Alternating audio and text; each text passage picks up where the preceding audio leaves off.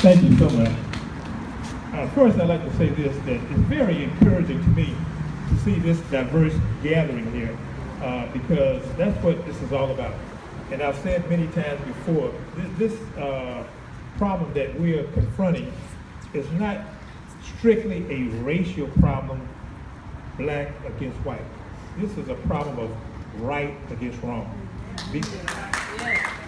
Because I believe in diversity and inclusion, and I feel like that's the only way we're going to be able to get any type of changes made. It's going to be a unified effort, of a multi-racial unified effort to resist hate in this state and across this country. I don't know if you know it or not, but I was struck by the fact that in the rally that was held there in Charlottesville, the young lady that lost her life there, who was protesting against the hate, she wasn't of my complexion. She was not an African American. But my heart goes out to her and her family, just as if she was a relative of mine, because she was there because of what she believed in, and I feel like you're here for what you believe in. And that's very important, because we got to get away from dividing ourselves because of skin color or our gender or our age and stuff like that. You know, to me, you know, there's only one race, and that's the human race, okay? That's right. So what we want to do, we want to find ways that we can connect with each other, ways that can bring us together. And in my view, one of the things that's dividing us here in Mississippi is the current flag.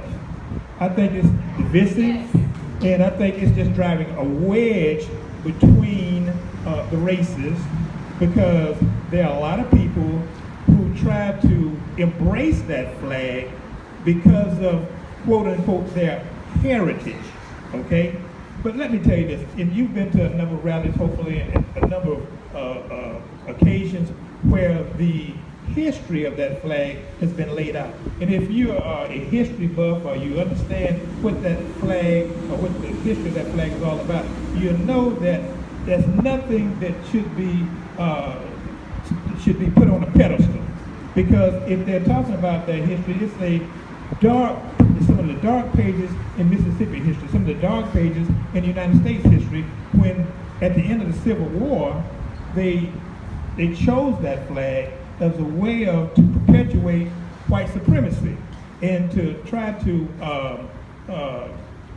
suppress African Americans' voting power and so on and so forth. That's when the Ku Klux Klan came into prominence, and White Citizens Council and the Night Riders and things like that, all in an effort to keep white males basically in power. But remember now, this was before white females had a chance to vote. All this took place back around 1894, 1896, so on and so forth. So it was basically a means of trying to suppress people, you know.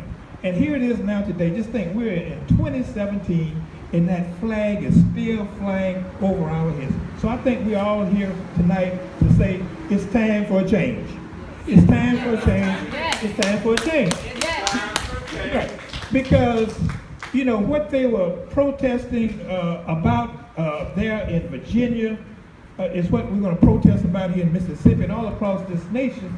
And that is that, you know, we don't want any one race to feel superior to another race. We want inclusion, diversity, and inclusion. And that's what's going to make this nation strong. That's what's going to move Mississippi forward.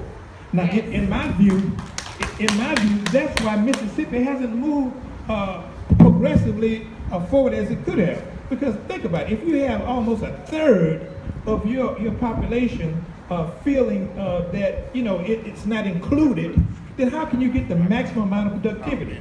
You know, I'm a manager, and I believe that you get the most out of your people if they feel like they are part of something. Now think about that. Here it is, the state with this flag, and people at the head of the state saying, we're going to fly this flag whether you like it or not. And basically that's what they're saying. Because if you go to any of the meetings and so on and so forth across Jackson County, across the Gulf Coast, in some of these city halls and so on and so forth. You talk to the politicians, you know, they want to kick the can down the road and put it on the legislature and say, well, look, I'm not a racist, but I'm flying the flag because it's a state flag. This is a Jackson problem. But I'm here to tell you today, it's all of our problems. It's a local problem. It's an individual problem. We have to stand up and say, enough is enough. Enough is enough. Enough is enough. Enough is enough. Because let me tell you this. I want to warn the governor and the legislature that if they don't take some type of action, they run the risk of having the blood on their hands, just like the governor up in Virginia has the blood on his hands, those people there in Charlottesville. And we're trying to avoid that. We're trying to avoid the same type tragedy that happened in Charleston, South Carolina, that moved the governor in South Carolina to remove the flag. The same type of incident just happened in Charlottesville, Virginia, that now has caught the attention of the nation. They're saying, wait a minute, this problem's not going away. We don't want that to happen here in Mississippi.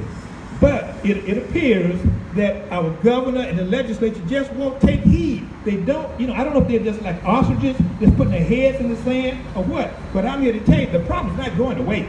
It is not going away. And I truly believe in the bottom of my heart that we're on the side of history. We're on the side of history. One day, we're on the side of history.